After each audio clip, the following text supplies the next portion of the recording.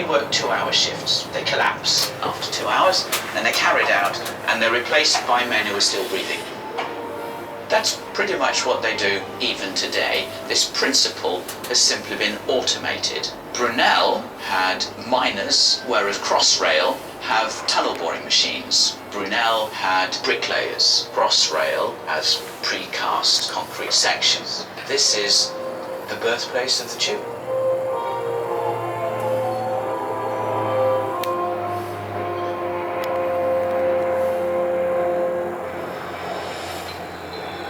Looking east away from the city, you can see another impressive feat of British engineering, the Thames Barrier. It's one of the largest movable flood barriers in the world and has been protecting London for more than 30 years. The original design criteria was to protect against a 1 in 1,000 floods in the year 2030.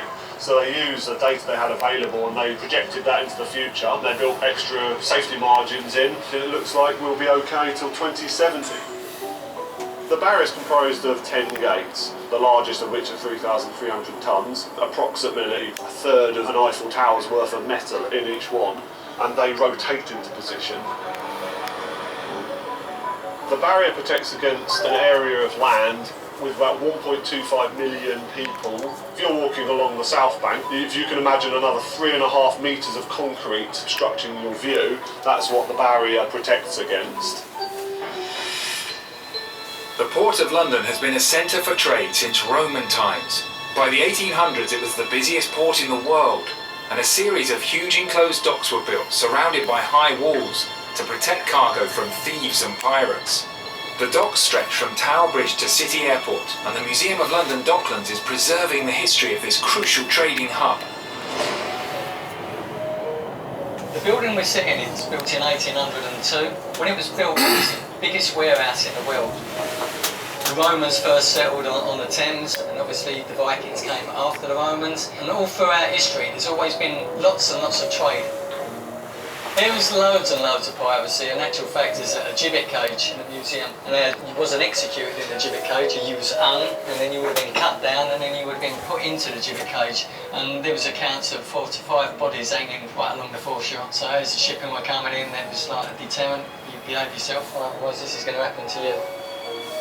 Warehouses played a very important part in the war, because if you knock out the infrastructure and you kind of starve the nation out, now you can imagine the ferocity of the bombing, and sometimes you had the sugar going up and catching light, and then at the very end of the buildings you had the rum going up and catching light, and it would actually make slab toffee, and all the children would be around the following morning scooping it up, taking it home.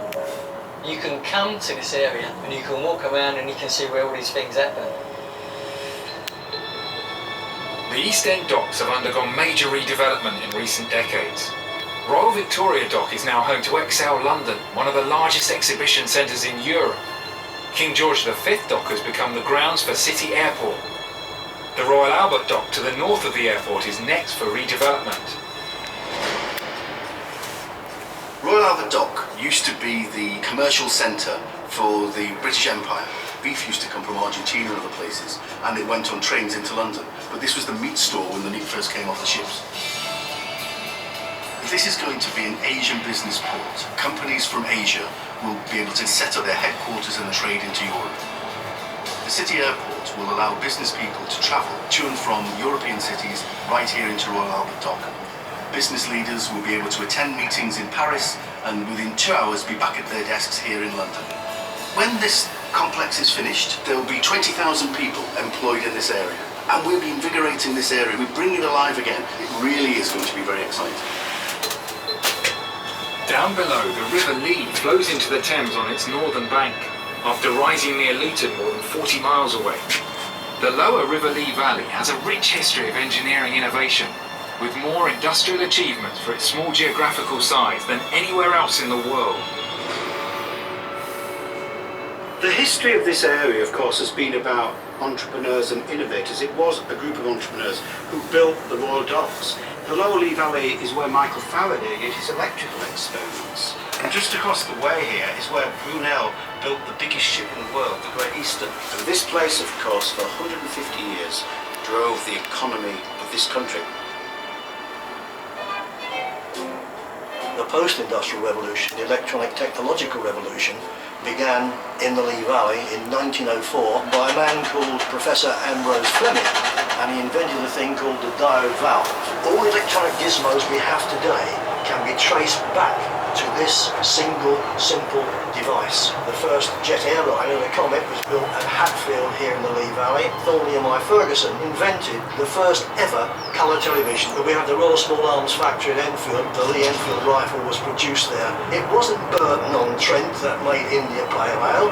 India Pale Ale was invented in London's Lee Valley by George Hodgson.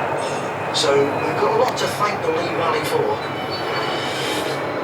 Next to the Emirates airline terminal is the Crystal, a building owned and operated by Siemens that was designed to be one of the greenest in the world. The Crystal showcases sustainable development and contains the world's largest permanent exhibition of its kind. We are in one of the most sustainable buildings in the world.